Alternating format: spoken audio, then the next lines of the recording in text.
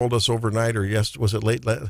They released the video cam, the body cam of little Teddy being shot by that cop, huh? Which, if you're not familiar with what Randy is talking about, he's referring to the little fluffy dog who was unfortunately shot by a Sturgeon police officer earlier this week. The officer thought that the dog had rabies, and now the body cam footage is out.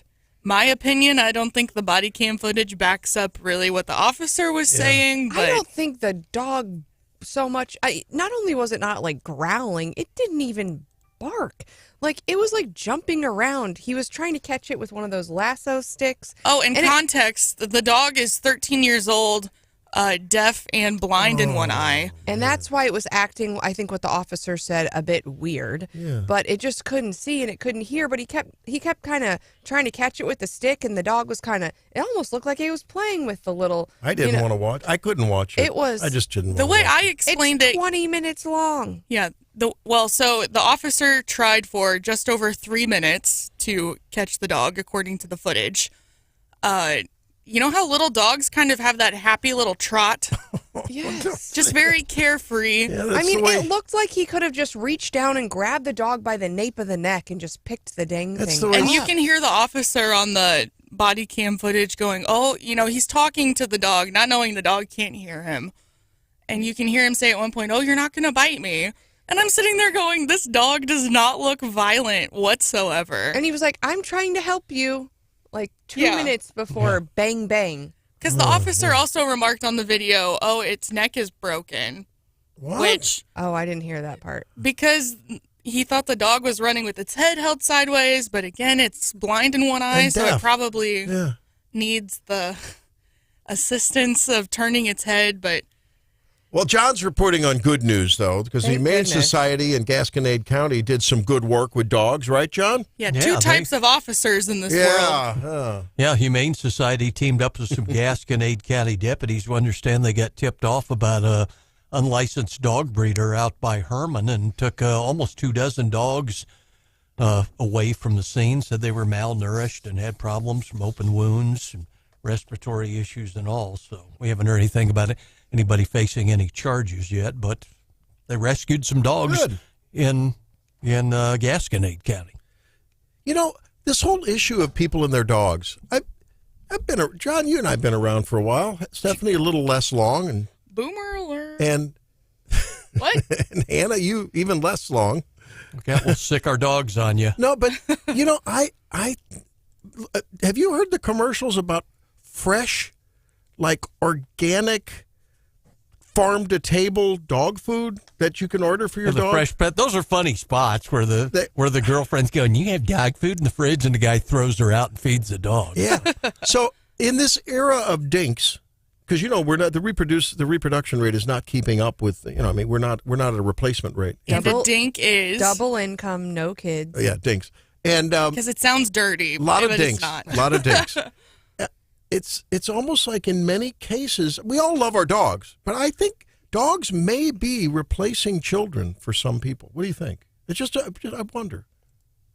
I think for some people, yeah. I think a lot of people treat their dogs like kids. Yeah. They carry them around in like purses and strollers, and they, it's... Your kid won't wag his tail if you scratch him behind the ears. Yeah.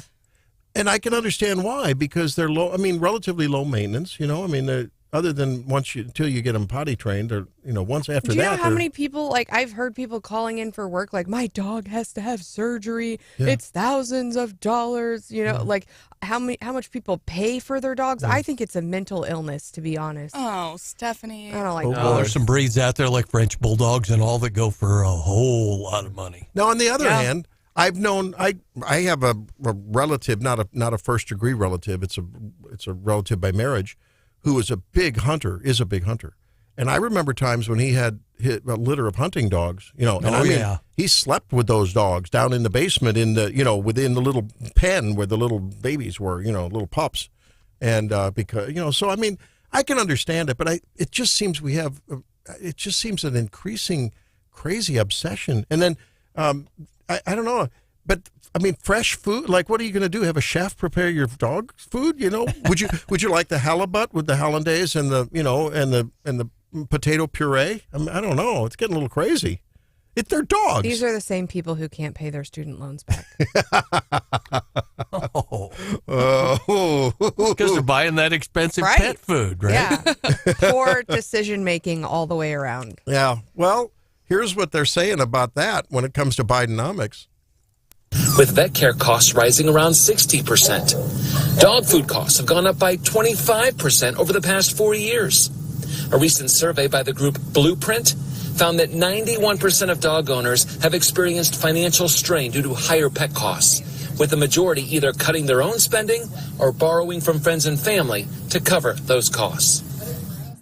I told my wife, I don't know, about a year or so ago, we were getting our practice started and, spend a lot of money too. I said, why are we buying the Purina One with the lamb meat and the rice and the whatever? Can't we just buy Old Roy? Well, why are Just you get buying Old the Roy. grass-fed beef? Because I get the grass-fed beef, not the dog. Sam says he has. Sam. Was this our Sam? Is this Sam or Sammy? This is Sam on the texter and says, I have a daughter and a son-in-law who are dinkwads. Double income, no kids, with a dog. Pretty good. Dinkwad. That's a good one. Now this, I have to be a little careful here because my darling daughter Sammy, Is a dinkwad? who's newly pregnant, I was going to say, not for long. and until recently she's a dinkwad. But I understand that. I understand. I get it. I mean, they're so lovable. And boy, she's got a couple of little. They might be French bulldogs. They look like chupacabras a little bit with the tall ears and little tiny things. One of them's got a really bad overbite, and he has a snoring problem.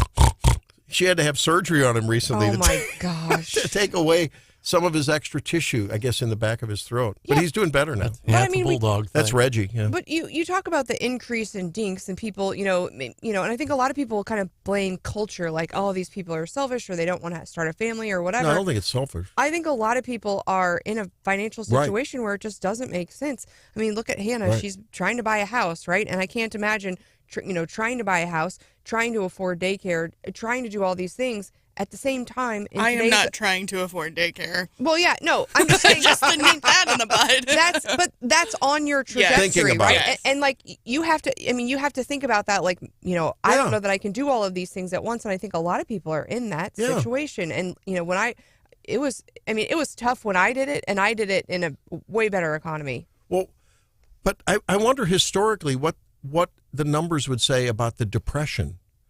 Did the replacement rate go down during the Depression? I think a lot of people had a lot of babies. So there's Slave something labor different at that about now. point, like- Well, but but I mean, it's and when I tell people there's one of two arguments when I get into a discussion with folks about, well, you don't have kids. Yeah, we're not having kids because the economy, we just can't afford. Or the other one is, I don't want to bring them into if they're more progressive and more whack job liberal. Well, why would you want to bring a child into the world with all of the divisiveness and all of the strife? We don't want and those people climate change? repopulating anyways. Yeah, right. I'm like, can I buy you a couple dogs? But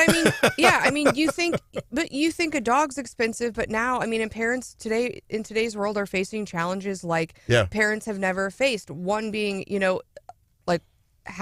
having to really seriously consider to send your kid to private school. And I would say in mid-Missouri, that was when I was growing up, that was never, you just sent your kid to public school. Mm-hmm. Now, because of where our education system is, even for lower income people, you're thinking, what can I do to get my kids into better schools?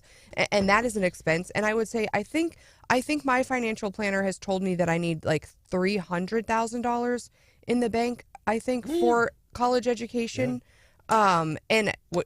Which was mind-boggling, and and you think, I have all this time. I thought, I've been putting away money every day since those kids were born, and I'm going to be nowhere near the number that I need by the time they hit college. Well, I think about our kids. Let's see, Sammy is the last one. Was she about 10 years out of school now? No, 12. Yeah, no, about 8, 9 years out of school. And I think between she and the others, we figured we averaged about between 100 and 150 a year for each of them. I mean, for their education. But that was, 10 to 20 years ago, right? And you start thinking, in now money, that's probably $200,000 to $300,000, right? Mm-hmm. And that's a lot of money. How do you don't just pull that out of your pocket of your pants, you got to. That's a big deal. And don't get me wrong. I mean, like, I didn't feel like when I was going to college that my parents owed me anything. Yeah. And luckily I got some scholarships. They helped me out through undergrad. I did law school on my own. Yeah. And so I don't intend to pay every dime for those kids. But Helene? I was hoping that I'd have some to help. Yeah. Helene worked a job, a regular job, and then worked for her dad as a not a real paralegal, but I worked legal throughout assistant. college. To support me, and I worked in the band business, paying my way through school. Which is why I don't want to pay everyone else's student loans. I want reparations. Randy, it's Feel Good Friday. Come on, we gotta feel good. Well, we're gonna feel. Hey, here's the way to pay for school. 5 of the big conferences have worked out a deal with the NCAA where, hey, they can pay their football players now. We have to talk about what that means for Mizzou and others when we come back in a little bit. And we're going to talk about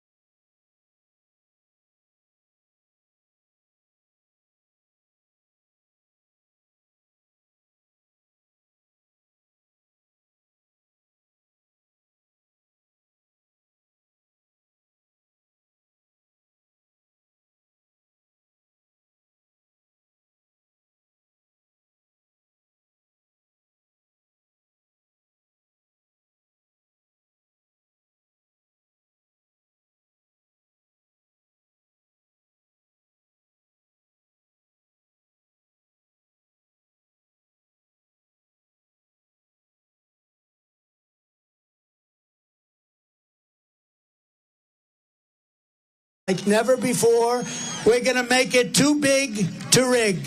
Our vote is going to be too big to rig. So one thing they can't guard against, working together, there is nothing we cannot do and no height we cannot achieve. Together we will make America powerful again. We will make America wealthy again. We will make America strong again. We will make America proud again. We will make America safe again. We will make America great again. Thank you, Bronx. Thank you, New York. We love you. Time for Thank the you. Daily God DC bless Rundown with everybody. Stephanie Bell.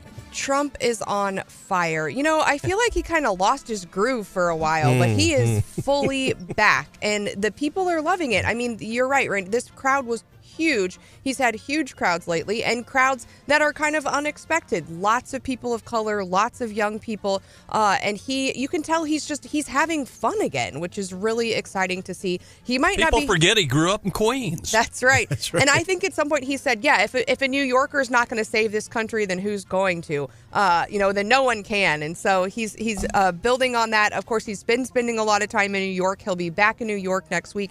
They've got closing arguments in that trial on Tuesday. We could get a verdict next week.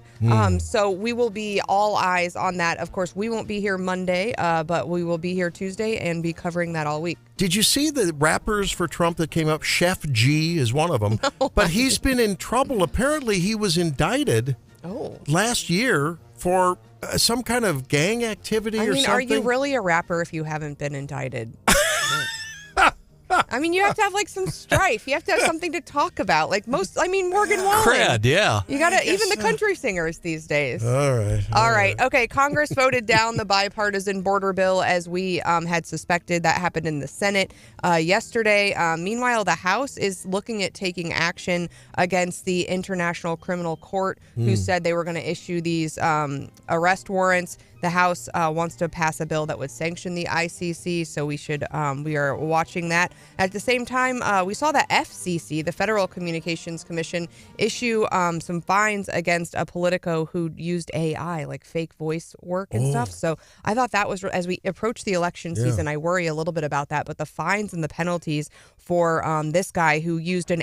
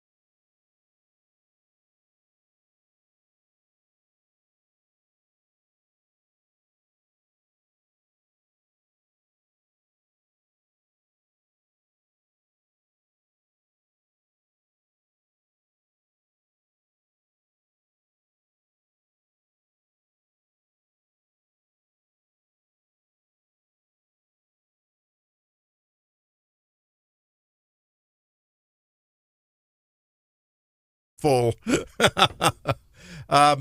Along with Stephanie and John and producer Hannah, I'm Randy Tobler. Here comes Mike Murphy. Your mic is on, Mike. Oh, we forgot to remind Mike to wear red. Oh, Mike. Oh, Womp, womp. Mike, you'll have to leave the studio. Sorry. Oh, well. You can take it off. All right. Is there any? Oh. Oh, hey, no, thank you. No. It's kind of red. Watch us on YouTube at Wake Up in Missouri. There you go.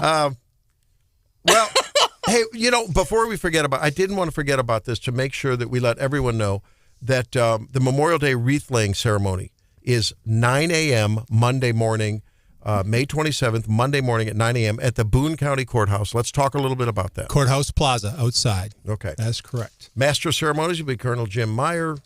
The Columbia Community Band will be there. We have a guest speaker, who is Michael Seek, Colonel Michael Seek. So a lot of great things. And Amazing Grace will be sung by Gail Fitzgerald of the Fire District Pipe and Drums.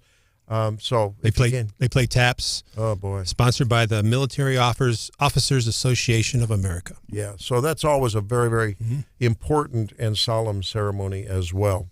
So we were talking about Teddy the dog, and it sounds like, Mike, the authorities there in Sturgeon are backing the officer. Huh? Well, we talked about that yesterday, so I don't think that's a surprise. Nothing new. And they haven't changed.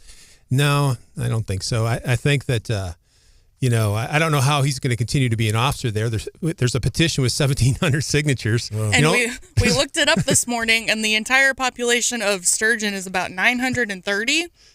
And so the petition has 1,700 signatures.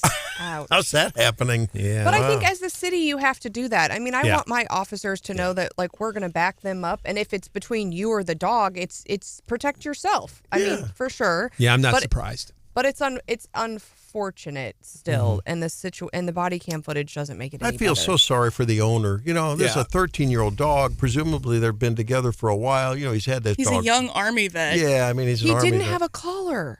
Right? Like, now, does that matter? Like, well, it's a purebred breed. One of our listeners texts, the media has spent too much time talking about the dog, so we're going to talk about it a little more. The dog owner should have had the dog properly collared and tagged. You go, that triggers us, guys. It's no wonder no one wants to be a police officer. Well, I don't think it rises to that occasion. We're not. We are true blue backers of the blue. I mean, we are. And yeah, we were pointing out as early as yesterday that the cop deserves due process, and you got to walk a mile in his shoes before That's you. True. But boy, oh boy, this we looked at the body cam video. It's not a pretty picture, and you can see why there's a lot of outrage, and I imagine it'll continue for a while. Yeah. On some other news, I don't know that we've really emphasized that. Remember last year when the property tax freeze potential authorized if the counties voted it in or if the commissioners authorized, created a lot of controversy because it wasn't a real clean bill. There was a lot of worry. Well, the legislature this year that's one of the things they did do was really sort of clean that up a little bit. They did. So let's define what they cleaned up and then what Boone County is going to do.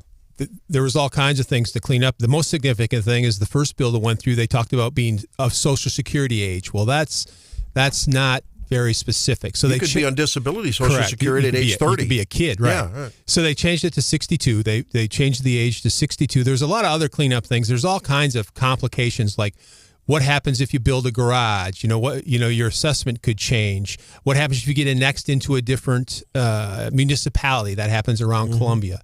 There's what happens if the city has bond, or the municipality or the county has bond indebtedness that is written into the covenants that guarantees these types of rate increases. There's just a ton of things, and that's why local government was pushing back against it. They accused the legislature of pushing this through for their political reasons without much concern for how it would actually be implemented. So they would never do that. I think that's a reasonable criticism. Yeah, it really was. And still continues to be, actually. But they cleaned it up a ton.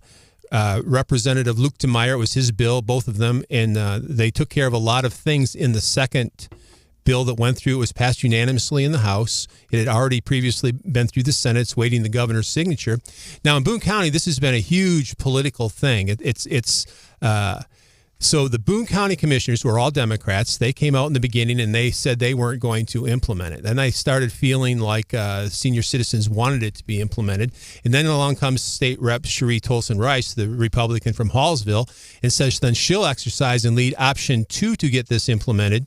This tax-free, it's a freeze on increases to property taxes on your primary residence. She'll lead the petition drive to get it on the ballot because that's the second option if the local government won't put it on there. So that's underway, and she's collecting signatures, and she's right about to have enough. Her deadline is in June to get this on the November ballot. That's all moot now because in the meantime, commissioners, 2 of them who are running for election this year and have Republican opponents, kind of changed their mind. They evolved over the summer here, over the spring.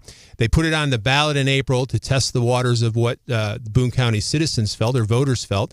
It passed 68% of the votes. There's a ton of sentiment out there, whether you think it's a good legislation or bad legislation or should happen or not happen. The people who vote came out and said 68% of them come out and said they wanted that implemented. So Mike, whatever happened to the angle on the means test that the commissioners were talking about? 2 things. They got beat up so bad by it at their public hearings and by the community. And then number 2, the cleanup legislation that just went through specifically prohibits the local municipalities from including a means test. So it's over. That argument is over. Good. Yeah. That is good. Yeah. So commissioners have had 3 public hearings. They are overwhelmingly attended by people in support of this. Kip Kendrick, speaking for all of them, has said all along now for the last month or so that they fully intend to implement this in Boone County. In fact, because of all the work they've done on it and all the hearings they've had and the vote they had, they're going to be the first county in Missouri to actually implement the new bill here that comes out of the legislation as soon as it gets signed by the governor. Can we give some applause to our Boone County commissioners and to the legislature? I mean, really. And to Representative Reich, because sure. without her pressure, I don't She think made it happen. Yeah. No doubt about it. Cherie's pressure made it happen. So the news is Thank you. the commissioners meet on Tuesdays and Thursdays every week. Presiding Commissioner Kip Kendrick told me this week that they plan to introduce it on Tuesday if nothing goes wrong or comes up. First read, a second read on Thursday, and could have that passed as early as next week. So senior citizens in Boone County are going to be able to avail themselves of that. They have to. It's not automatic. They're going to have to go down to the collector, the county collector, and apply for it. But then they take care of it after that. It'll come on your annual tax bill. It will be frozen at 2024 levels as far as assessment and levy. Now, if you build a garage or something comes along, there's a blind fund out there. There's some constitutional issues.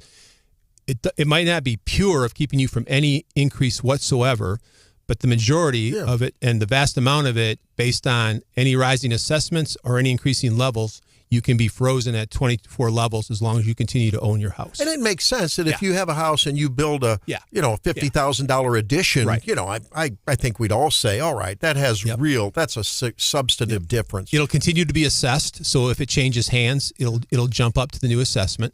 But as long as you continue to own it, you will be frozen at 2024 levels if you choose to go get it done.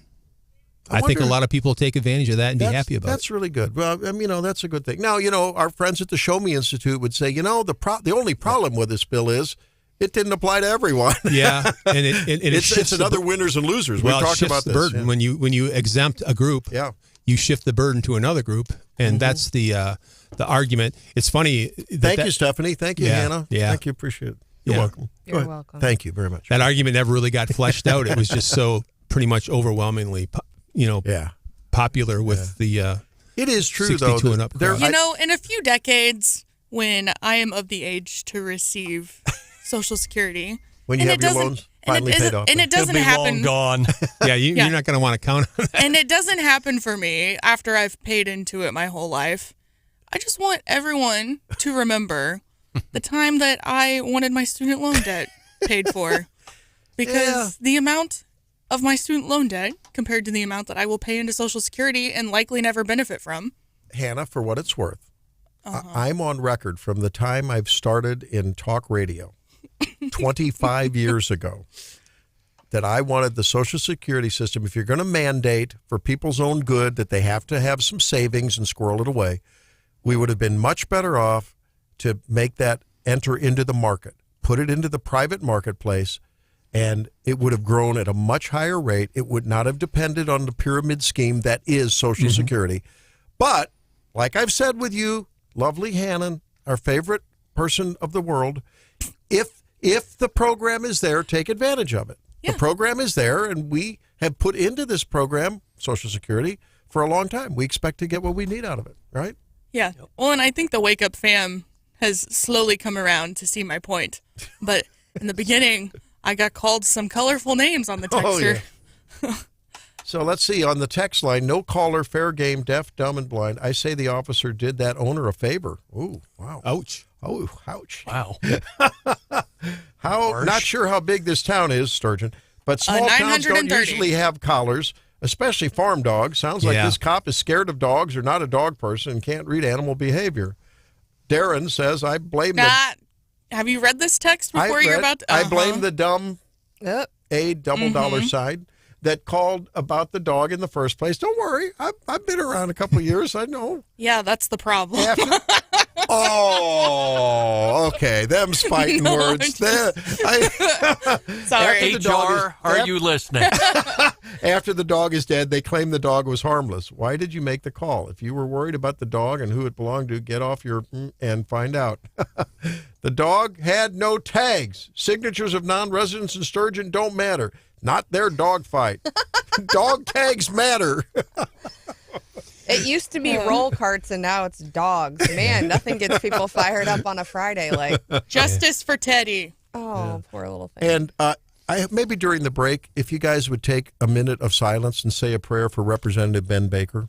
Yeah. And in the, all seriousness. and the souls of his daughter and son-in-law who were killed in gang violence. They're missionaries in Haiti. It was reported by the local news media. He has put that on his social media. His daughter and son-in-law were killed. They were missionaries in Haiti, and apparently this happened overnight. And so let's say a little. Anybody prayer who for knows them. Representative Baker, and we used to have him on the morning show on a regular basis, that he's a missionary himself and has gone on all sorts of missionary trips to the third world and all. And oh boy, So, it's that does not feel good in any way, shape, or form.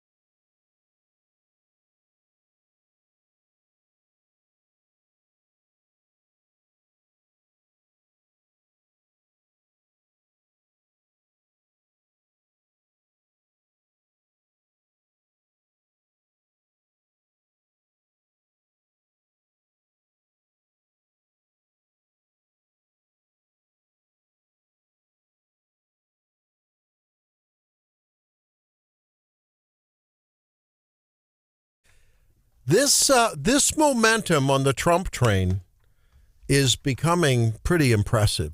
This rally last night, when you look at the diversity of the people with respect to age and ethnicity, the enthusiasm, I mean, the horizontal shot across the crowd, all you see is a bunch of heads and a bunch of cell phones. I mean, people can't get enough of this guy.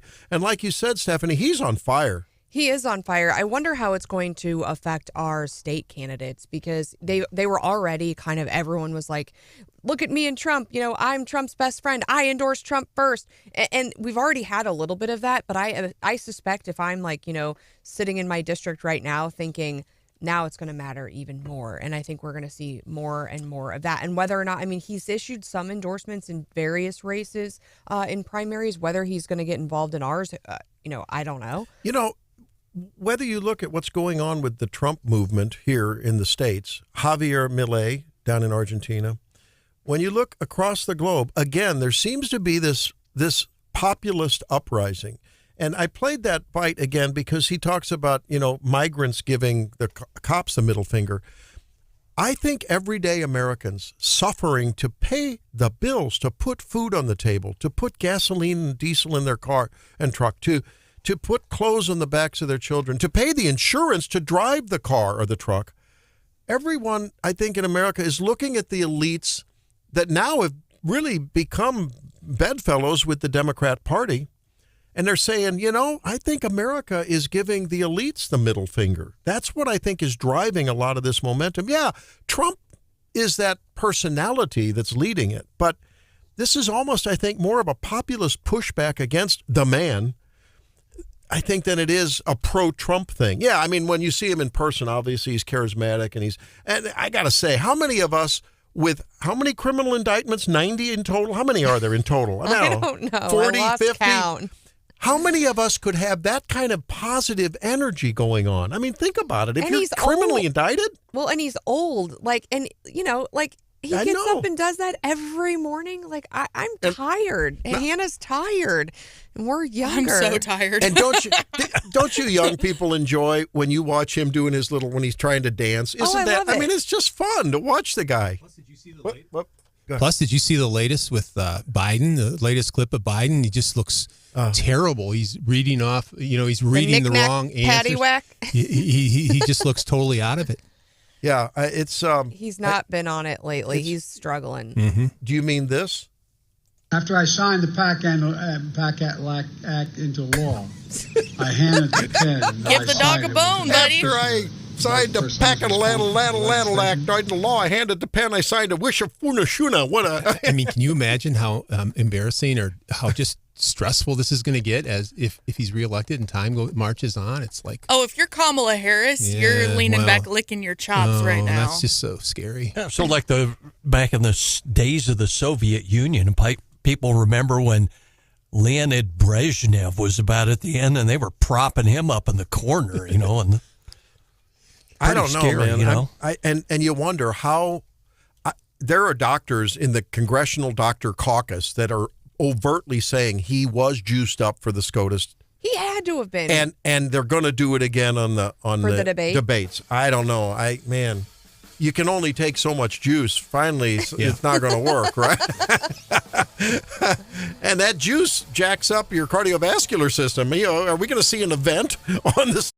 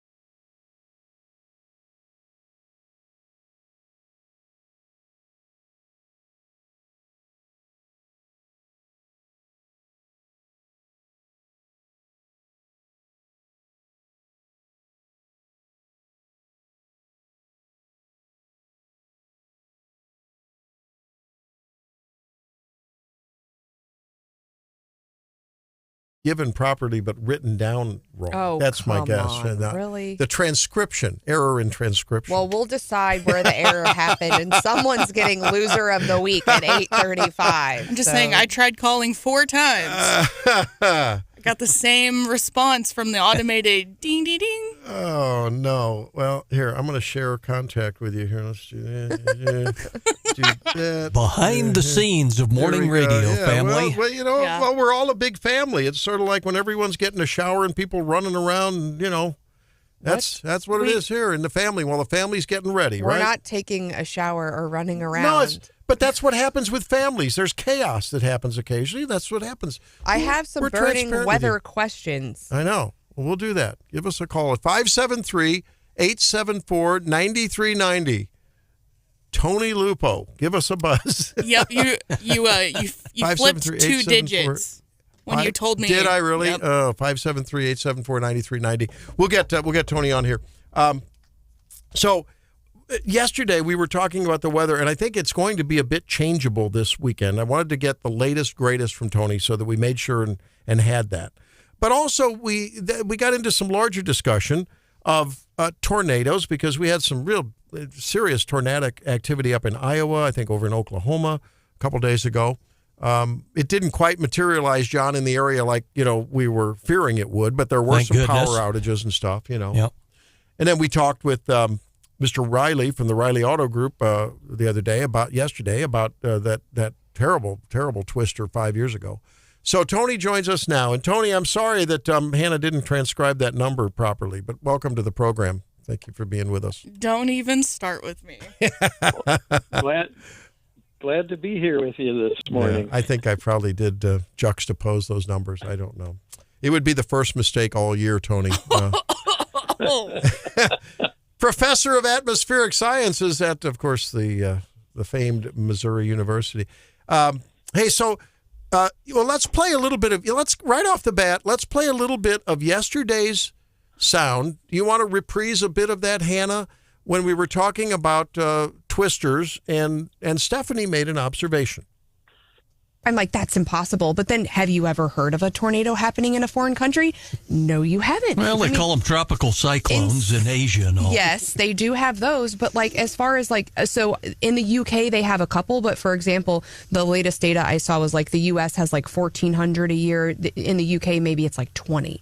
So they're just something about the way that our land and our weather. Well, in the oceans and creating heat and turbulence. But no other country, you don't hear about tornadoes in Canada. Okay, so, Tony, that's what's on the table, that somehow God has ordained this greatest country the planet's ever seen with great resources and boundaries and borders and oceans on either side and great human resources, but he also ordained more tornadoes than anyone else. What is the skinny on this? Well, it turns out that Stephanie did a pretty good job there. Yay, where's the applause? I mean, are we surprised? Oh, listen. Well, you do get tornadoes elsewhere in the world, but more of them happen here. And, of course, the tornadoes that do happen here are much stronger than anywhere else. For example, we get about 24 F4 and F5 tornadoes per year, which is an intensity scale. And those are relatively unknown outside of the United States. And it's because we're blessed with the Gulf of Mexico, which provides a source of very warm, moist air. And the Rocky Mountains. The Rocky Mountains' role in all this is to funnel the cooler air from the north and bring it down into the central United States where it can meet head on with that warmer air. And that's why you have Tornado Alley. So we are kind of blessed, if you will, with the setup for more tornadoes than anywhere else in the world. So if someone has the air conditioner going full force with ceiling registers and you turn on your fireplace and you have a big sofa in between, you could cause a tornado in your house.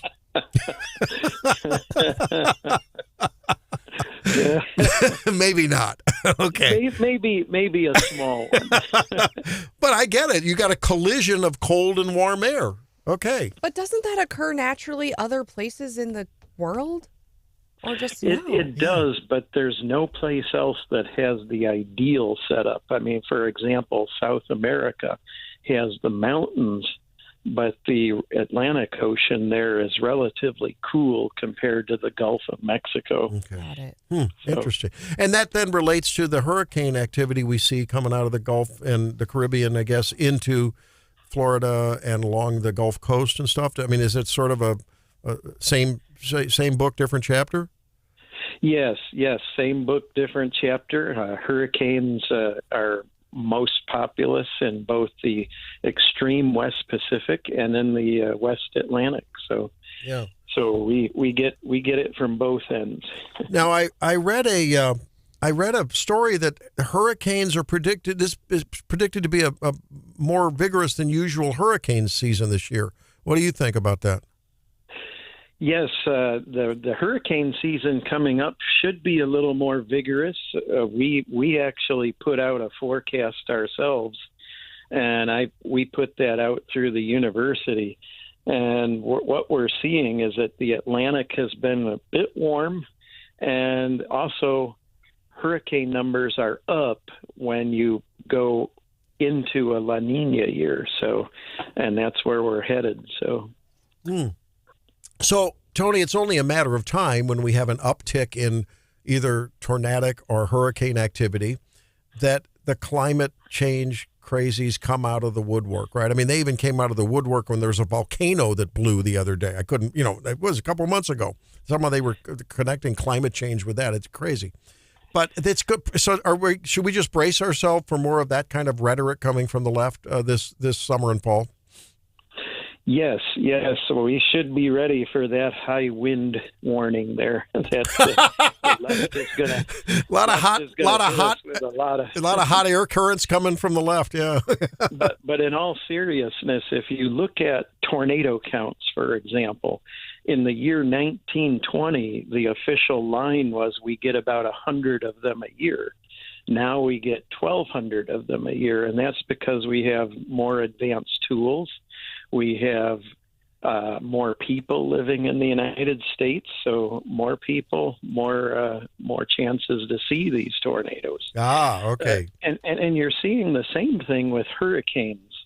Hurricanes have been on the rise in the Atlantic, and I think part of that may be due to the climate being warmer, but the other part is due to better satellites that are up there getting better, much clearer views of these storms, and storms that we would have missed even 30 years ago are now being counted. Oh, really? So even though they may not have the impact on the ground as before, they still get counted in the metric, huh? Yes. Oh, yeah. So that's an ascertainment bias, isn't it, in the reporting? And you don't hear that in the news reports on this kind of thing. I've never heard that before. No, and you won't, unless you talk to a weather person. So Tony, what's going on this weekend in the weather? Are we going to have at least a little bit of some nice sunshine and beautiful weather, or not? Oh, absolutely. It looks like if you're going to have that backyard barbecue to honor our fallen soldiers, it would be Saturday would be the best time. It'll be sunny and pleasant across most of our viewing area. Sunday, we got to watch out. There could be a little bit of severe weather coming through here again, and we could see some tornado activity in eastern Missouri this time. And then Memorial Day should be okay as well.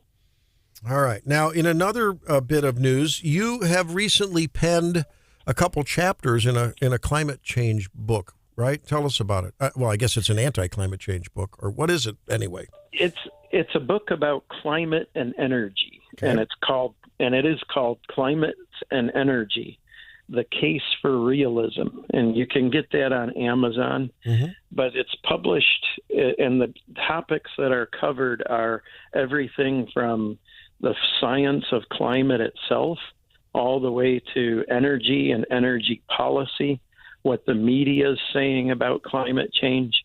And it's a pretty good book. I penned chapter 6, which is the role of oceans and what they play on the changes in climate. And then chapter 10, where I take on the IPCC's predictions and match them up with reality.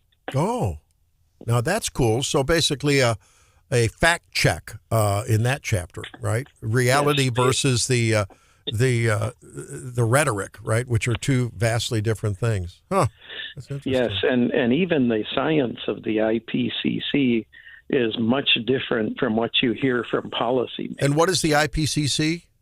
The Intergovernmental Panel on Climate Change, and that's the panel that they rely on when they talk about, that the projections for the year 2100 are for this much climate change. Oh, okay. So that's a sort of a global type of a thing, intergovernmental. Yeah. Yes, okay. Yes. All right. Anytime I hear about global, intergovernmental, United Nation-esque kind of stuff, I'm like, whatever, Okay. We have a text question for you. Can you ask Tony why it seems like we're having more and more hail? Asks Corey. That's a good question. That is a good question, and I've noticed that myself because about 30 years ago, we were getting more hail, and then it seemed like we were biasing more toward tornadoes. And this year, we're certainly getting more hail. And the atmosphere sets up slightly differently for each of those situations. And I'm not exactly sure the exact cause, but we are noticing more hail. Yeah, well, it's every time I hear about that, I just have PTSD over that big hailstorm we had just a couple years ago, and I think everyone is sharing in the pay up for that, right, on their insurance rates. Oh my goodness, yes, we did. Yeah. Hey, well, Tony, thanks for being with us. And again, that book that you have penned a couple chapters in is called "Climate and Energy: The Case for Realism." I'm looking here; it's on Amazon. It is a bestseller. So there you go. All right, in energy policy. That sounds like a good summer read for me. That's the kind of book I like to read. No novels for this guy. I like the nonfiction. Hey, thanks, Tony. Appreciate it. Have a great weekend.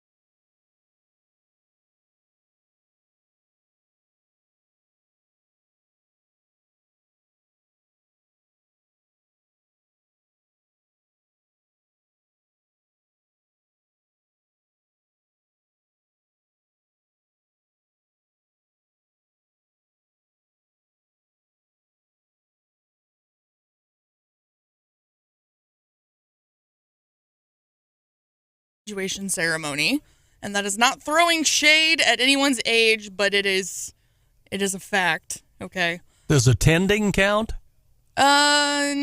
Maybe. Okay. But if you've ever been to a graduation, you know that not everything always goes according to plan.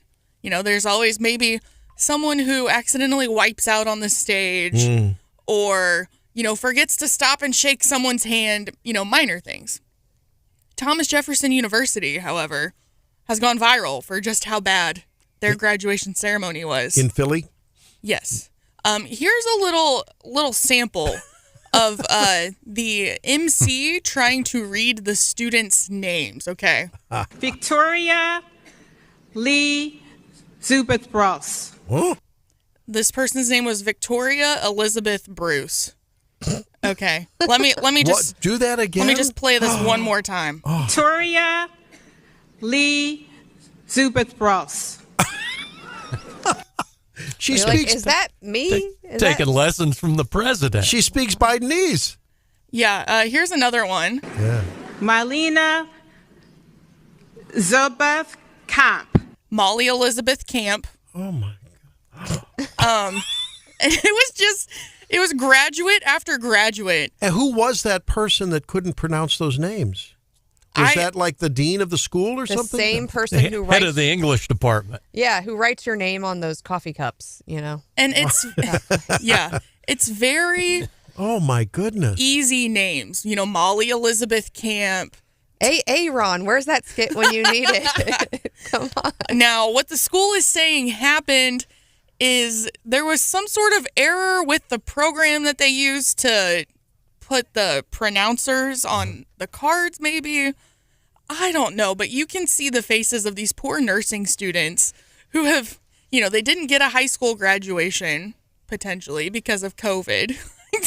So now they're finally getting a college graduation, and that's how they're announcing the names. And the look of bewilderment on each of their faces. Like, my name's Molly. But my name's also, Hannah. if you're the person reading these names off, you'd think after 5 or 6 names you're going, something's wrong.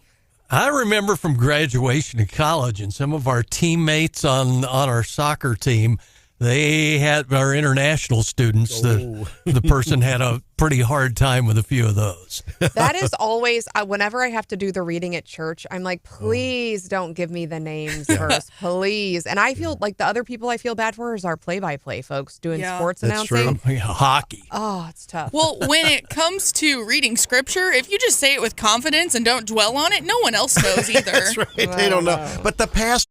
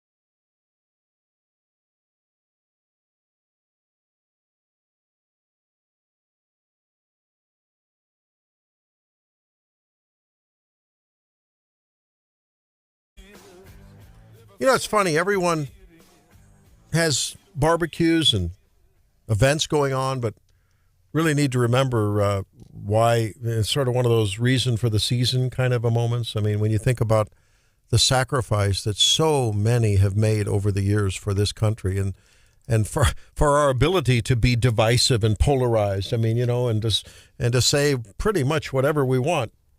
And the freedoms we have in this country, even though, you know, I think they're still under threat. They're going to continue to be under threat. But from foreign invaders, it's going to be an ongoing issue. And to have a military that's always ready to give their very utmost, and for those and the families who have given their all, we want to make sure that we honor those this weekend. Yeah. And I know if you're looking for something to do, Hannah and I had a conversation with, I think, Lieutenant Governor Kehoe about the Vietnam Veterans Wall down in Perryville, Missouri. Have you heard about this? Yes. Pretty spectacular, they say. Oh, my goodness. And they're now, my dad actually had the opportunity, they took a bus trip from mid-Missouri, but a full replica and then a full center where you can go. I mean, just right here in Missouri. And so I've put that on my list. You know, it's going to be a while before I can get my kids probably to DC, but I think, you know, that what a neat thing that we have right here in Missouri that you could visit. I know the times we've been up to the various memorials up on the mall in DC. We've done that a couple times, and it's just, I mean, it is such a solemn moment of just gravitas. You just feel heavy. But then when you meet some of the vets that are there, we met one who was there. He was in a foxhole. I think it was the Korean War, or was it World War II? I forget now. In the foxhole with a buddy. The buddy perished. He sits there one day a week. Every week he sits there at that guy's name, and it's just a tribute to him because he survived and the other guy didn't. I mean, it's just, you hear these kind of stories when, you know, you think about the heroes flights that we've done over the years. So, well, and I think the story from Perryville, I think the individual supporting it, I mean, his story was, I'm not going to let my fellow, you know, my friends be forgotten. We're going to do something really special right here. Right. And especially for folks who can't travel and get to DC to be able to go and remember and honor those. I mean, it's just so important. Have you seen the Korean, Mike Murphy joins us. Have you seen the Korean memorial up there in the mall? They have like 3D statues of guys walking through the swamp, and it's very realistic with their guns in hand. And I mean, it's just, it's eerie. John, you've seen it, right? No doubt. I haven't seen it in person. I have seen the pictures of it. I think they're like all in ponchos. And they're in ponchos, and just it recreates for you what it is like to have been in that mess. And if you can go at like dusk, man, it's and I the World War II memorial is one of my favorites as well. Big event Monday in Jefferson City at the state capitol at the Veterans Memorial there. Okay, that is mid-morning or so, and that's a remembrance of all the local veterans who've died in the past year, and the roll of names is read off there. So that's Monday morning at the Missouri State Capitol Veterans Memorial. Yeah, I got to go to DC the summer between 8th grade and freshman year, I think it was. And it was a school-sanctioned trip, you know, that we got to choose if we wanted to go on or not. And you essentially, I think it's probably a similar trip to what the Honor Flight guys go on. You just go see monument after monument. And I remember, even though I was, you know, a freshman in high school, just how impactful that was. You don't forget it. Right. Yeah. Mike, there's an event going on Monday morning here, right? Yep. 9:00. I have an interesting thing, Como Buzz. This is a bit of an advertisement, but I have a story today. Nope, not allowed. There's a guy named Bob Roper. Many people will know him. He's a famous Columbia citizen, a great civic leader for a long time. He was the guest speaker last year at that event at 9:00 on Monday morning when the wreath laying ceremony at the county building. And I reprinted his speech. I got a copy of it and reprinted it. And I think it's pretty moving. It was a good read for me yesterday. I put it up this morning.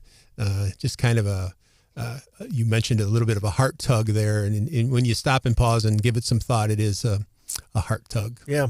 Well, and as we're talking about remembering service members, 1 week from today, we're doing something pretty cool. The 9/11 Memorial Stair Climb is next Saturday at Faurot Field. There's information on how to register for the climb on the radio station's websites and on our apps as well. The night before the climb, so next Friday, there's a dinner, and they have flown in a 9/11 survivor who has a really cool story. So I'd encourage folks to go check out that event link on our oh my goodness on our station websites, and come hang out with us at the event. Yeah. Quick news update. We've been following this story. The 2 ladies that were missing from Columbia, yes, believed to be dead now. There were 2 bodies found in the residence. So yesterday, Columbia police arrested 51-year-old Randall Fox. He's the ex-husband of one of the 2 women believed to be killed. Police still have not identified the body. So what we're hearing, the bodies. So what we're hearing is later this afternoon, an autopsy will be completed, and we're supposed to get a positive identification on 50-year-old Elizabeth Fox and her 77-year-old mother, Marcia Hess, who they were reported missing on May 8th. Actually, they've been missing since May 8th. They were reported missing Saturday. Police found 2 bodies at their residence on Tuesday. Randall Fox got arrested yesterday. Yeah, we were speculating what must have happened to those bodies that they couldn't. Something did. Identify. Something did. We'll find out probably later this but they've got afternoon. this guy in custody. Yeah, they've charged him with second-degree murder and tampering with physical evidence. Ooh. There's going to be more to this story. Yeah. Sounds like it. All right. Let us talk a little bit about a beef. By the way, we are collecting. Well, let's talk about some of the favorites. First of all, some of the favorites that people are saying for eats, for holiday eats. We have people, because Stephanie, you asked about that. You were looking for some ideas.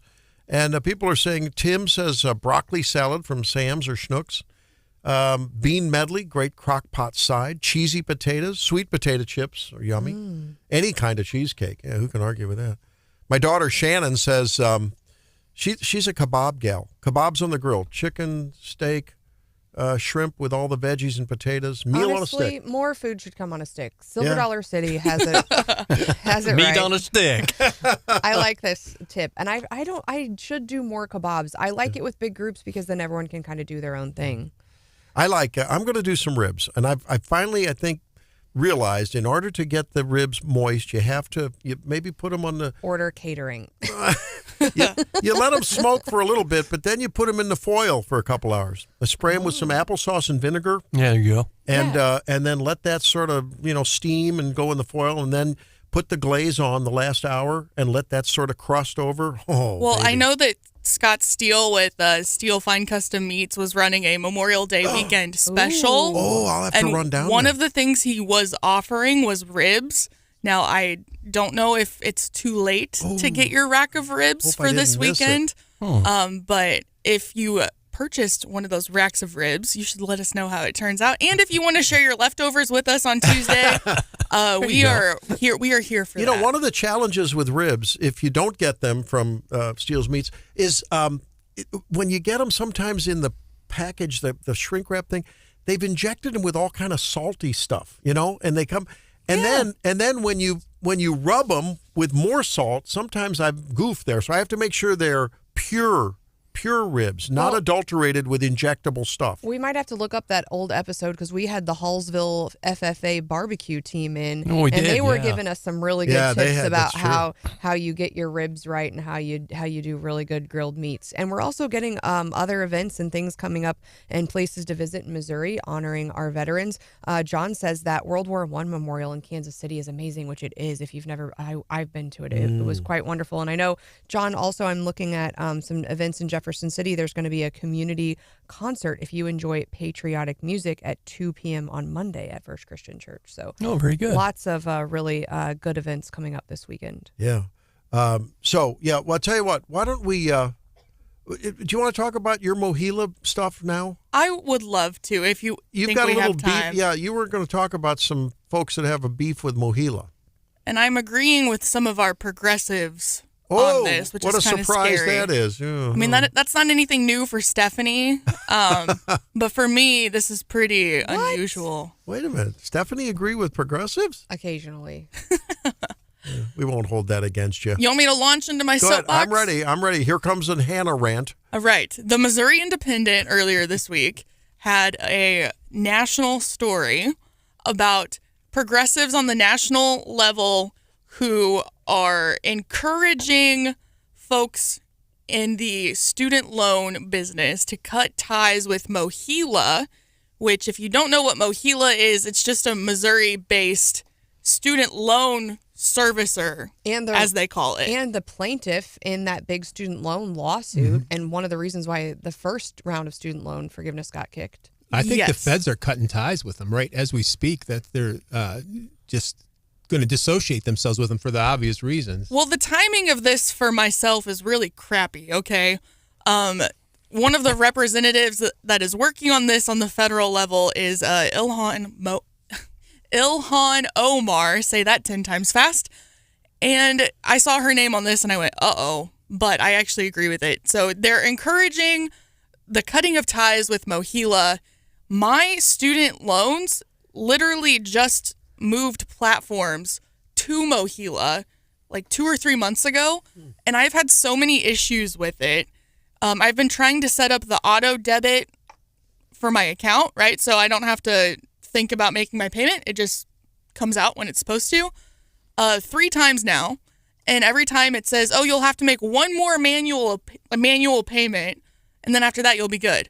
Well, just this month, my payment was late because it was not true. So you've set up the ACH withdrawal 3 times. Yeah, and it each doesn't time stick. you get the feedback that it didn't work, you need to manual. And then you get a late fee.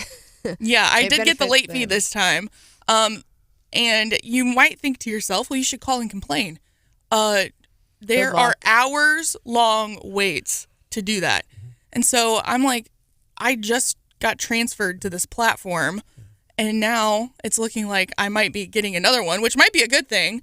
But Did yeah, higher ed had it in Missouri? Higher ed put this out to a bid a couple years ago, and that's how Mohila ended up with it. I think so. I think they did. And there was like a lot of drama years and years ago, and they called it Mo Stila. I remember that. Yep. And I forget what that drama was over, but they, these these student loan companies, I didn't have Mohila, but I had other folks, and they were constantly, I was at battle with them all the time when I was paying off my student loans. And the trickiest thing I ever saw them do, and I forget, I know it wasn't Mohila, I forget who it was, and they sent me a letter and they're like, we can lower your monthly payment. And I thought, well, that is awesome. And a lot of my law school classmates, despite having several degrees, fell for this. And they said, well, just, wouldn't it be nice to pay $400 instead of $500 a year? It didn't lower your balance. And so essentially, it would just put you on like an interest-only payment, so you would never repay your loans. Yeah. And people didn't understand, because when you just think like, oh, a lower monthly payment, okay. But it was a trick. It was a trick. But one of the times that I saw my payment hadn't been processed, I went in and I was like, oh, I'll go ahead and manually make that payment so it's not late. Well, then guess what? The payment came out twice. Oh, no. Yeah, That's which I'm not in a position where financially that makes a whole lot of sense for me to make 2 payments in a month. So that was fun. And my last gripe, and then I'll hop off the soapbox, and this isn't as serious, but my payment is always due on the 17th. And 3 days ago, on the 21st, I get an email saying that I have my due date is approaching, and I panic. I'm like, great, it didn't go through again. No, they were reminding me for my June 17th payment. That is A month messy. ahead? Yeah, jerks. I'm just going to say it because I have to. If we kept our own money and didn't ask the government to pay our bills for everything from education to health care, we wouldn't be having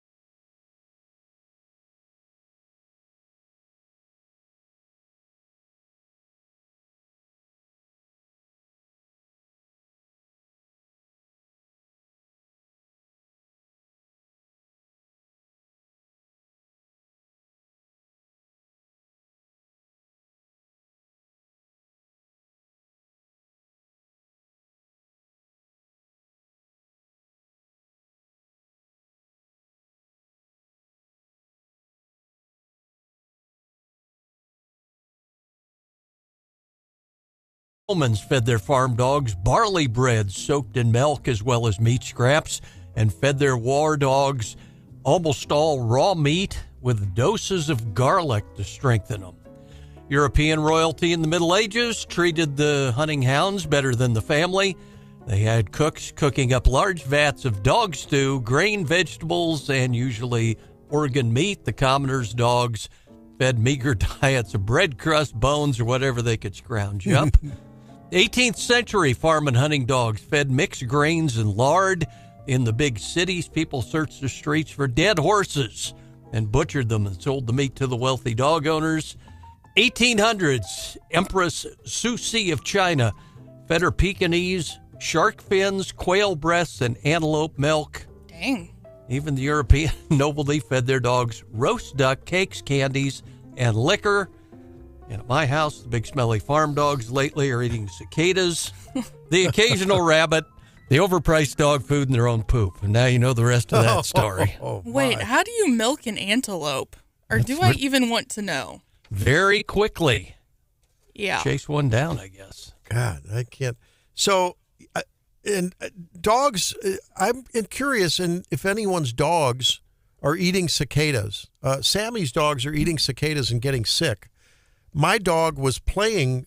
Mia found a cicada, somehow found its way just inside the door to the patio and was just playing with it because it would chirp and make noise and was like, what is this? Yeah. Didn't want to attack it and eat it.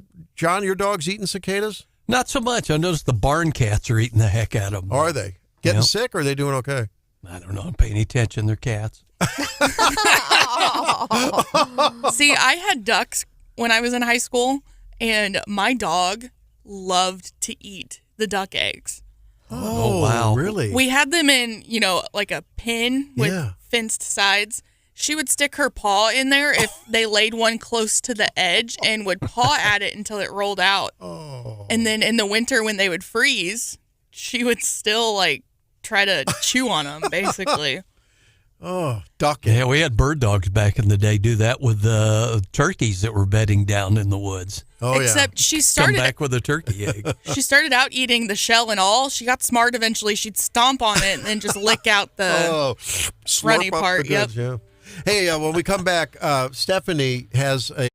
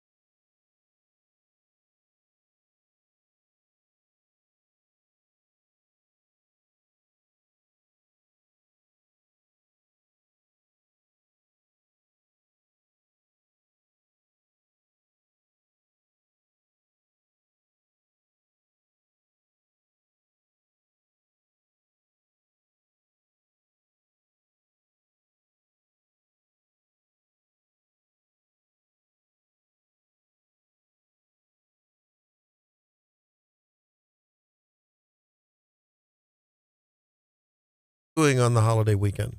Well, probably doing a little barbecuing and what are you got going a to wild turkey breast thawing out. Oh, do something with that. Found it in the back of the freezer. Yeah, what's that? You too. Oh wow, yeah. Turkey breast. Cut off the freezer burn and go for it. Yeah. There you go. Now, do you soak that in milk or anything? I mean, sometimes It's. I'm probably gonna do some soy sauce or do a teriyaki thing with it or something like that. Nice. I'm liking that.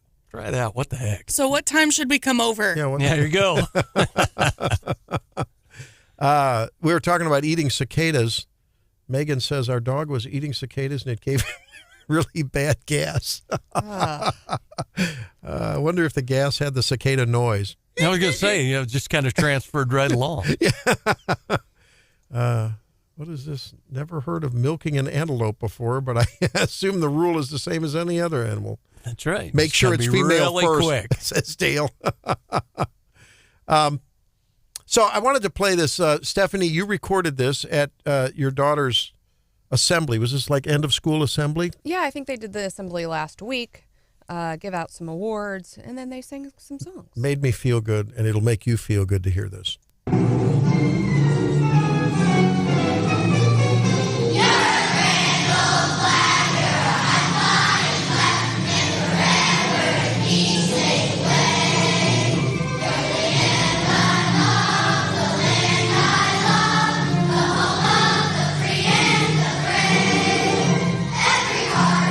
I mean, they're really belting it out.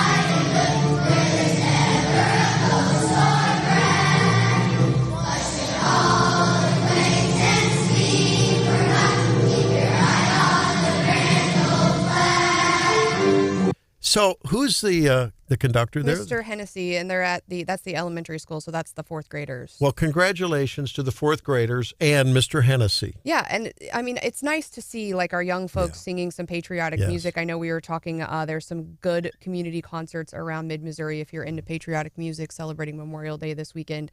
But it always brightens my day to hear some music, and brightens my day knowing that we can still sing that song in elementary school. I remember when the kids were young in elementary school, maybe even in middle school, not just once during the year, but a couple of times at least, God Bless the USA, which was, of course, very popular at that time. And they sang that. And it really brought tears to your eyes to see the kids and hear them singing that. Boy, and I mean, they know it by heart. There's no teleprompter there, right? No. I mean, they know it by heart. That's great. John, do you remember doing that kind of patriotic stuff in school? I know I did. Oh, sure. I'm kind of spoiled to it, too, growing up on Air Force bases and olives. Yeah. But, yeah, I mean, that was pretty much standard, especially around, like Steph said, around Memorial Day, and patriotic songs, part of the deal. Yeah, that's good to see. Good to see. And I'm sure Hannah, when she was in school, was belting it out loud and clear. Oh, yeah. Even when they wished I wouldn't. No, Hannah's got a good voice. Well, we know that. We hear it every morning. Do you have a good? Are you like a good singing voice? Do you have a singing voice? Would you like to perform the Grand Old Flag? Or? We have some old clips. Little of Taylor Hannah. Swift for us, maybe. Ah, a little Taylor. No, that's okay. Not going to be forthcoming. I appreciate it, but nope. Not going to be forthcoming today, is it? Nope. Right. Maybe one of these times we're hanging out, in the evening when we're not on air. Yeah. If I have some adult beverages, come on. Maybe I'll do some Cruel karaoke. Summer or Shake It Off or something for us this morning. No. Wake up mid-Missouri karaoke. I like it. Ooh, that would be fun. No, it would not. Watch what you wish for. Yeah, not we if can I'm take singing. bets on how many beverages it would take to get me to do it. Have you noticed? We were talking about it earlier. That the throng that turned out for the Trump rally in the South Bronx last night, and I'm seeing. On X, you're seeing little video clips of rappers, and they don't look like famous rap stars, but just like community guys getting together, and they're rapping and, go Trump and, USA. It's amazing to see that. I'm beginning to feel this big pushback by everyday people against, there's no other way to put it, the tyranny of government, with Biden's, mask mandates. And, Trump was a part of that too, but I give him a little bit of credit because we didn't know what we were facing in the very beginning. It was clear that it was an overreach by the time we got to Joe Biden's administration. It started then, and I think with the economic onslaught that he has meted out on people, the gas prices because of energy policy and stuff. Utility bills. It's just going crazy. And I just think people are feeling more strident when they push back. And this cancel culture is itself being canceled. Am I overreading it? No, I think you're right on. And I think for a lot of people, I mean, during COVID, the election stuff and the rallies was kind of muted. But I think, the media's narrative has been Black people vote Democrat. I often feel like I'm like betraying my gender and my education because a white woman who is highly educated votes for Biden. That's what the media tells you. And if you're, and you don't want to feel like an outsider. And so the media keeps telling us that the only people who vote for Trump are rich, white men, uneducated, whatever. So then when you see these rallies and they're full of young people, they're full of educated people, they're full of people of all sorts of colors. Great. I mean, it's telling a very different story than what we hear from the liberal media. And even, and then I'm thinking about journalists, and yes, maybe a little right-leaning journalist. I'm thinking of Megyn Kelly, for instance. When I think of the whole... I love her. I'm obsessed with her. Yeah, the whole LGBTQ thing. Okay, at first she was... What letters did you just say? Knick-knack, paddywhack. LMNOP. LGBTQ. So... There's no D. I just listened to her book, by the way. Isn't there a B? LGBTQ X word? It depends on what week it is. It's T. LGBT. I don't remember these. It doesn't matter. Plus. He was getting one of the pluses in plus, there. ampersand, pound sign. I don't know. We just like when they swear in the Beetle Bailey comic, right? Yeah, we just keep adding on, digits and other things. So she was strident starting about a year ago when the whole Riley Gaines thing came out, right, and Leah Thomas and all that. Prior to that, she had, I think, sort of held her cards sort of close to the vest. As many journalists on the right, they were right-leaning and you knew it, but they still tried to tell the news straight, and they would call out GOP politicians. She did that on her show. NBC, she got in trouble when she just made a comment about blackface. It wasn't even endorsing it. It was just mentioning it. Okay. And then things began to change about the same time that we saw the GOP tent beginning to, getting a little more Trumpy now and so forth. Okay. So here she is now calling out Bill Maher, who's written a book. And this is her the other day. But anyway, she was talking about the what'd you say? LGBTQ, whatever. And, She came out stridently against the whole gender transformation and top and bottom surgery. I mean, she was full-fledged in defense of women and separate women's sports and Title IX. Here she is calling out Bill Maher the other day. Of course, is the original election denier. I'm sure you voted for her in 2016. Well, she's not an election denier. She absolutely was the OG election denier. First of all, she came out before the sun had risen to concede the election to Trump. And then spent the next 4 years saying he was illegitimate. He was an illegitimate president. Okay, well, first of all, she didn't say he was an illegitimate. Yes, she did. You tell me exactly what she said. She said those exact words repeatedly. I believe he knows he's an illegitimate president. Okay. I mean, she conceded the election. Whether you're interpreting her disappointment at losing it as the same thing as Trump not conceding it, I don't know that's where you're getting it from. But he was on his heels. I mean, he was down for the count, right? Well, and this is the master of spin, Bill Maher. Now, to his credit, he has called out the left as well occasionally, but I think it's only because people from the right, whether they're folks in the Wake Up Mid-Missouri community listening when they're talking across the kitchen table, whether it is journalists turned analysts turned opinion makers and influencers, they're calling the people out and saying, you're wrong. You're flat wrong. Inflation was not 9% when Joe Biden took place. It was 1%. And it's good to see. Yeah, and we played some audio earlier this week from Marco Rubio, who was doing the same thing, saying, look, you cannot say that Trump was the first or the only election denier. And, it's made them really mad on Twitter, and they're trying to say that, oh, no, they conceded. But, I mean, the audio, it is what it is, right? And so I think calling these people out when they're telling mistruths, I think is something that we have to do, and we have to keep doing it and keep doing it and keep doing it. Yeah, and like Rubio said, this wasn't just in the 2016 election. No. This happened in Bush versus Gore in 2000. In 2016, on the floor of Congress, weren't they trying to deny certain electoral votes? The Democrats were trying to say, hey, these are. So, I mean, I just feel as though the pushback is refreshing. I think it's gaining momentum. I think people are standing their ground and they're becoming more vocal. And I think it's time that folks just continue to preach the truth over the water cooler or over the lunchroom table, wherever these conversations come up. And they're going to be coming up this weekend, no doubt about it. I wonder if what's going to be said at the kitchen and the barbecue table in the houses and the parties that those jurors at the Trump trial say. Ooh.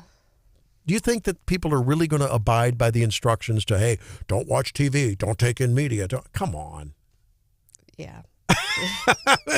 And why would I think the judge purposely knew on this Memorial Day weekend, these people who are already biased towards Trump, we know that just demographically, statistically, they're going to be influenced. If maybe they were leaning back against a conviction, well, I think they'll be pulled towards one again this week. And shame on that judge, the Marchand of menace. And this guy's he is a menace. He's a menace to the judicial system and an embarrassment, frankly. He is just absolutely an embarrassment. Hey, well, what do you say that we figure out what's going on in the markets? It wasn't good news yesterday, but maybe something better will happen today. Stephanie will cover that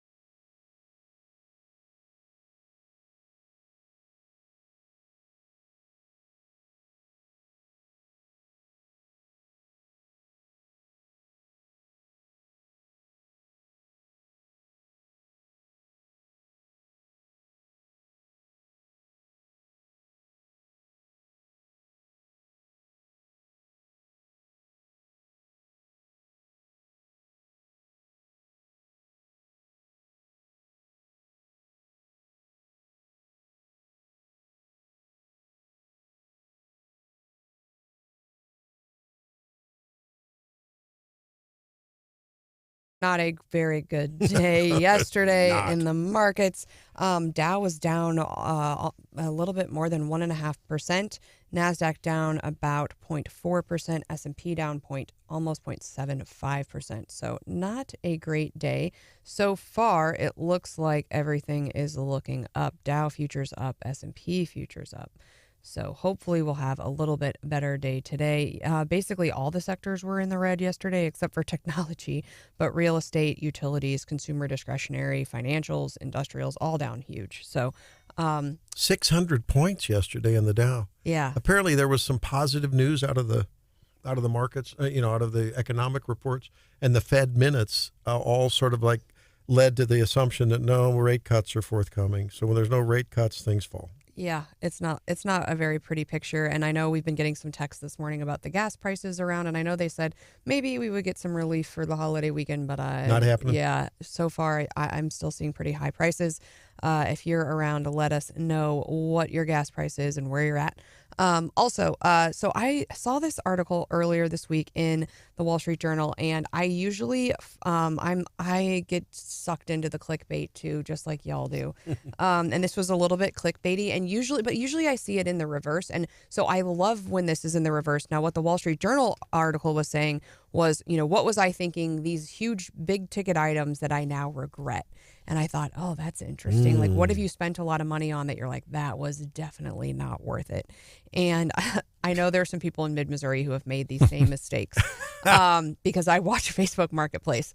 And that one I would say is RVs. The number of RVs that are currently on the market, those things are so wildly expensive. Yeah. And the number that I see just languish on Facebook Marketplace and people are reducing the prices. I know there are a lot of people that are under those right now and they've took out a loan for them. Anyway, that's a big one.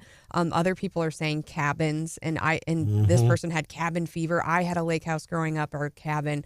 So did my husband, and we don't have one of our own right now. But I definitely, like, as summer starts approaching, I start to get a little bit of cabin fever. And this person was just saying, like, we've dealt with fires and our insurance costs, and we've got HOA fees and all this, and like it seems like a good idea, but then when you really get down to it, it's a lot of work. Another guy got into wristwatches and said, I always thought like the epitome of like, having money or whatever is a really fancy wristwatch, and now like it definitely was not worth the money. And same for a lady who said she went to basically like a tailor type custom clothes shop and had some really nice clothes, and then COVID came and she's like, I never wear these fancy clothes, and they're just sitting there, and they were custom made for me. I can't even hardly resell them. So I love that. But I also like my favorite, and I'm hoping the listeners can help us out with this, is when I see, and Twitter does this often, like, what's the best under $50 purchase that has like made your life infinitely better? And I think Stanley Cup. Yeah, I think about this a lot because for me, like, just these like little moments. So it took me forever to buy one of those like coffee frothers. They're like $6 online. The little thing that goes bzzz. And it like I'm so happy every morning that my coffee is just a little bit frothed. It makes me happy. The other, like, I think I'm serious. Like, it took me forever to buy like multiple iPhone chargers. So like wherever I go, I just have an extra iPhone. That the happiness that an extra charger brings me, and I'm not frustrated, is like infinitely outweighs the $30 I spent on the charger. I think of like a wreath too, like coming home to like a pretty wreath on your door. Like it just is like those little moments, and you're like, why didn't, and there are those items that I have all over, and I'm sure I could come up with a longer list. Why didn't I spend the money on this sooner? Because it way outpaces whatever I paid for this. So that for me is my Hoka's. Which, if you've not heard of Hoka's, they're very expensive tennis shoes. I thought a hookah was the thing you smoke from. No, that's a hookah. Oh, I'm sorry. This is a tennis shoe. I'd say this about this new socks that I found too. I'm like, I have this pair of socks that makes me really happy. And, I took some birthday money and I invested in the shoes, and I actually took a couple days off from wearing them this week. I got it. And last night, my feet were so sore. So my Hoka's are back on today, trying to take better care of my feet. You have not tried these socks, Randy. They will change your life. I'm serious. Stephanie is serious.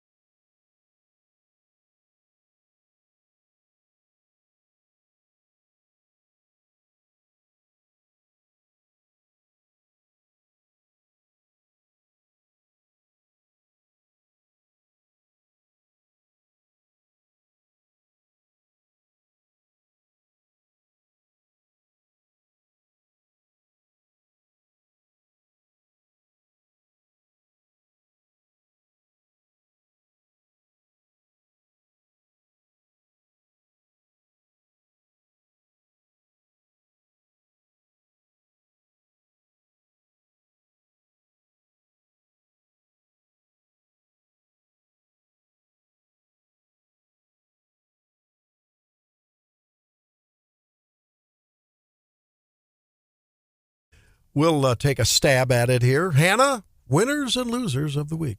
Oh, I get to go first? You get to go first. Wow, I'm honored. Well, after such a monumental, epic rant on your Mohila, you have earned it. Are they the loser of the week? Well, I was going to call myself loser of the week for having to deal with Mohila, so close enough. Another loser of the week, the police officer in Sturgeon who felt threatened by a 13-year-old small fluffy white dog that was blind and deaf and felt the need to shoot it. Winner of the week, Carl Edwards. If you missed that news earlier this week, Columbia boy, of course, famous for his time in NASCAR. He was inducted into the NASCAR Hall of Fame this week, so shout out to Carl. And Randy, you are one of my losers of the week. Again? What do you mean again? I'm always your loser of the week. I was very entertained by a text thread that we had in our show group chat earlier in the week. What'd they do? When you asked us what oof meant. OOF. Yeah, what did oof mean? And it led to some shenanigans involving a company that's, acronym is OF. Mm-hmm. And I can't share the full conversation, but I guess the portion that makes you the winner is that you're always trying to stay young and hip, and you're always trying to learn all the kids these days slang. So. Well, I'm trying. Come to think of it, the Hoka conversation, I think my wife has Hokas. Is that the shoe that she she got that at Dreyer's shoe store? Yeah, she got that. So now I get it. But it's close to hookah. I didn't know. Not quite the same thing, but it's okay. But it makes you feel as good. Yeah. Okay. Well, okay. Thanks, Hannah. I love you too. Good. Rebecca says, have to get her winners in for the week before I get too busy. John made Rebecca's morning with that trailer comment. John, the one about we have tornadoes. Why tornadoes hit the U.S. so much, mobile homes. And President Trump is a winner. Man, his rally was awesome. We do need to make America proud again. Have a great weekend, says Rebecca. All right. Stephanie, winners and losers. I think, do I only have winners? I think I'm pulling a Hauswirth here. Oh, you sound like a Hauswirth there. I'm so chipper this morning. All right. I think winners are teachers. I know some classes were out last week, but Southern Boone finished up its school year this week. And so congrats on another school year there. Most of them are out for the summer, so appreciate all the work that our local teachers do. I would say the Chiefs. We still have got kind of ongoing conversations around Harrison Butker. We were getting, supportive comments from Andy Reid, then supportive comments from Patrick Mahomes. And I think the fact that they're just sticking together and not letting this divide them, I think they are my winners of the week. Also, I would say John Rizzo, who was the Democrat out of the Senate, he is landed a new job. He was offered a contract to become the executive director of the Jackson County Sports Complex. And honestly, I think he is a reasonable guy. He's been shown that he can work with Republicans. He can kind of, broker deals. So I think Jackson County Sports Complex, honestly, is a winner too. And I think having someone who understands government over there and state government, I think, is going to be helpful. And so I would name him as a winner as well. John, what's on your list? I was thinking out loud, maybe JJ will end up having to run for the Kansas legislature if they want to move the sports complex across the lines. I've got a winner who ended up being a loser through no fault of their own, and a plain old loser. Our winner started out Jefferson City police officer, now facing surgery after chasing a woman who'd punched a deputy in the face, went over a 10-foot retaining wall and broke their arm. And the other one is our loser, the guy from St. Louis, wanted a connection with that arson fire in Callaway County. Allegedly set a trailer on fire at Kingdom City at the Helitech company there. When the flames jumped to him, he ended up burned over 20% of his body and went to the hospital and bailed from the hospital, and they're still hunting for the guy. Wow. Good. Well, we got to get this guy, right? Got to get this guy. I left somebody off my list. Who'd you leave off? MU Hospital. They did the grand opening yesterday. What a huge thing for our community. Yeah. I know they were doing tours, and I know they're going to continue to kind of welcome the community into that facility as they just did. And, how long have we been talking about that facility? Long time. So they're on my list, too. All right. I'm going to. I've got a real special winner. We just heard word late yesterday afternoon that my son-in-law, you met daughter Shannon last week when she was co-hosting when you were out. We're celebrating a big accomplishment in his military career in the special operations realm. I can't say any more, but we're going to be celebrating out there at Fort Liberty. Cool. I'll be out a few days in early June for that, to go out there and celebrate with him. And so that's really very, very special to us. So congratulations to him and my daughter, because I know what the spouses of military folks go through. It's really a big, big deal. So they are my winners of the week. Along with Boonville gas stations, we got a text, $2.98 for regular That's at Boonville. pretty good. And this is a recurrent theme. So thank you for all you Boonville gasoline stations out there, and gasoline and diesel. And yes, I think Hannah said and deaf. Thank you very much. I appreciate that. Loser is my loser of the week. At least one of them is here. PAC Act into law. After I signed the PAC Act into law, I handed the pen that I signed it with as a tradition of the most responsible for the legislation. That's the clip. That's the clip of the week too. Poor Joe Biden. I mean, we have to call it the way it is. The man is not cogent anymore, and it just needs to be. He's just a loser. I'm sorry. He's been bad for our economy, bad for our He's security. nominated every week. Bad He's just for our, on the permanent list. I've got to do it. I got to call him out. Sorry. And also MTG and Representative Jasmine Crockett for the eyelashes and the what was it? Beach blonde? No. Booty. Bad butch. Booty. Blonde, right. I don't know. The bleached blonde, bad butch body something. I don't know. At any rate, I mean, that back and forth was just a loser on this floor of the House of Representatives this week. Any more coming in on the text? We have anything up? I don't think so. Hey, there's another story that I think we ought to, it brings to light the DEI problems. And so I think all of the DEI people running our medical schools are influencing our medical schools need to be called out, maybe as losers. There's a story out of UCLA that despite it being illegal in California since 1996 to invoke affirmative action in admissions, so forth. Remember the David, was it Bakke case out there? At any rate, they on paper don't do affirmative action for medical school entrance, but there's a dean there who has pretty much raised Cain when they don't want to give a subpar in terms of academic performance in undergrad and on their MCAT exams a second look. And at any rate, what it turns out is they now have, are you ready for this? At the Dave Geffen UCLA Medical School, up to half of the medical students now fail basic tests of medical competence. And I can tell you it's not only there, it's across the country. Medical schools have fallen for this DEI thing, and it does not bode well for our medical futures for all of us when we're getting care by doctors in the future, because they are not using medical competence and technical skills and just cognitive, excellence as the main criteria here. And so watch out. Watch out in the future. Not a good thing. And these DEI programs are across the board losers of every week as far as I'm concerned. We've seen what it's done to the airline industry. There you go. I mean, it's scary. Yeah. So, and that said, there's an awful lot of talented minority pilots and doctors as well. But, we just got to go on the facts. Nothing but the facts rather than lived experience. All right. Hey, let's step aside. And when we come back, we'll do some leftovers. Okay. On Wake Up Mid-Missouri. And we'll keep talking winners and losers if you guys want to weigh in on that.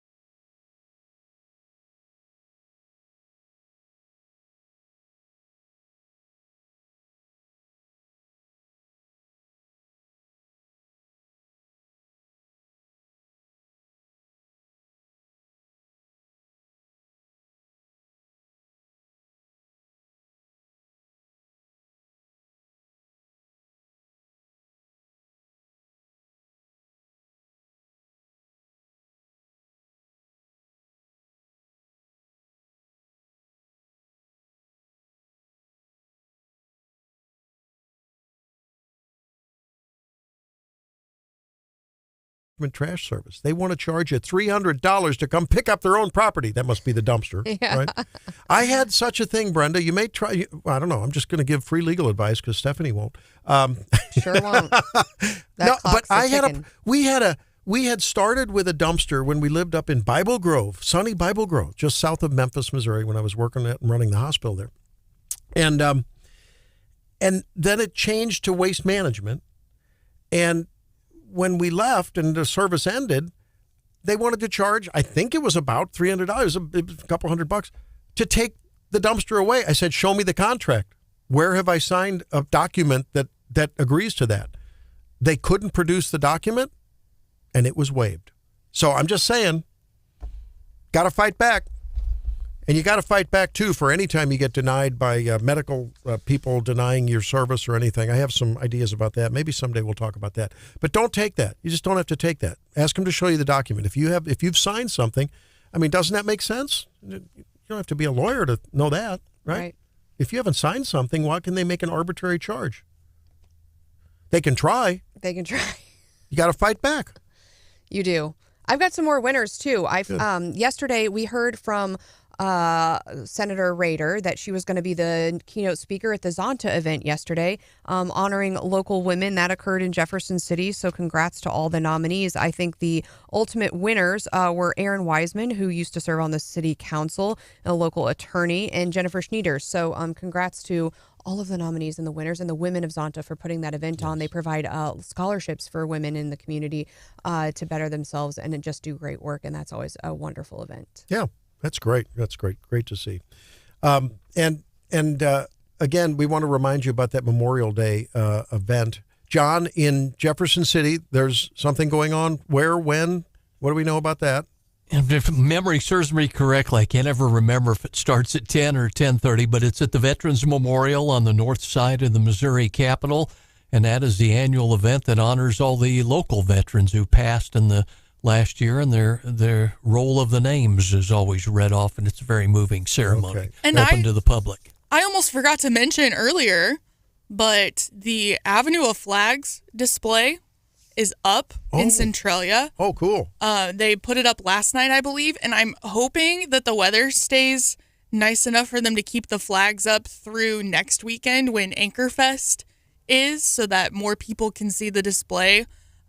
Last I heard, there were over 500 American flags that were a part of this display, and it's growing every year. And of course, every flag is there in honor of a veteran who has passed away. That's neat. So I am hoping to get to see that next weekend. It is really neat. You had told me about it, and I took my kids and my parents. My dad is a veteran, and it was a really nice morning drive, and neat to have my dad share that with my kids, and it's just a beautiful tribute. The other thing you're going to be able to see at Anchorfest is, I don't know if people know this, but and because we had a little bit of a hail controversy in this hailstorm we had last year, but we have a sweet new ride up here. We do.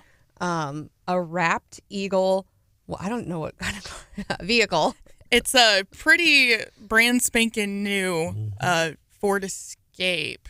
And we haven't really taken it out on the road very much. No, we haven't. And so we're ready to show it off. So yeah, I think Stephanie and I are going to spit shine the wheels. And maybe, little detailing. Get some good tunes going. We might dress her up a little bit, but I think we're going to take the sweet new ride down to Anchorfest and say hi to some of our friends in Centralia. Sounds fun. Yeah, I'm bringing the Ashland girl to Centralia. Oh, yeah. An immigrant, a legal immigrant. But there's a parade on next Friday night, right? So we plan to be there. Yeah, I think it starts around 6:30 or so next Friday night. We'll have more about that next week. But that's great. You can't miss us. We'll be in the big, car that says 93.9 The Eagle. So. And the Memorial Day wreath laying ceremony in Columbia is at the Boone County Courthouse, outside the courthouse there, at 9 a.m. on Monday, this coming Monday. And there'll be, of course, it'd be pipe and drums, someone singing Amazing Grace there, a firearms salute, taps, the whole deal. Hope the weather stays good for that. In case you missed it earlier, we talked with Tony Lupo, and he says tomorrow is probably your best guarantee for a nice barbecue outside day. So make sure you get that in and don't miss that. Can't wait. And I'm looking at Mike Murphy let us know that he published the remarks from last year's memorial wreath laying service there at Como Buzz. So it's a good read if you want to do some weekend reading. I like that. Yeah. And we talked about the new children's hospital that had the grand opening and a ribbon cutting yesterday, a tour and ribbon cutting last evening. We should probably shout out for Boone Health. They've been struggling with some financial things, but they reported positive earnings in the first quarter for the first time in a long time. Nice. And it's good to see. My friend Brady Dubois, who runs the hospital, I know him from previous association in our northeastern and northwestern venues that we were holding forth. And he's a good guy who's doing a great job out there. And it's really nice to see them having some success because we really want to have a robust, vigorous, and I think competitive medical community. It's always good. Can we maybe share the story we shared earlier in the tragic news? We heard from Neosho State Rep Ben Baker, who's been on the morning show over the years. He posted his daughter and son-in-law, both working as missionaries in Haiti, were gunned down, murdered by the gangs. Oh, man. It's really tough. I tell you, keep their family in your prayers this weekend. Yeah. And we hear this occasionally. I mean, we hear it from occasionally missionaries in Africa. Certainly Haiti is a real hot spot now. And, oh, my God, I just can't imagine what that's like for that family. So our prayers will be with them for sure, for Ben and his wife, and, of course, the souls of those that they've lost as well, and the family of his son-in-law as well. So, yeah, lots going on to talk about. And we're like I said, we're going to be out on Monday, recharging, refreshing, as you do. Eating lots of ribs. Lots of ribs. And are you going to take advantage of any of the sides and the treats that people have been? Oh, definitely. Yeah. I sort of like that. What was it? The broccoli salad at the exclusive membership-only club? Oh, no, Randy. Helene already texted me what your fancy side was going to be. So. Celery. Am I getting the kale Caesar again? It involves carrots. That's all I'll tell you. She's got this thing about grilling the carrots and putting some kind of a dust on there. I don't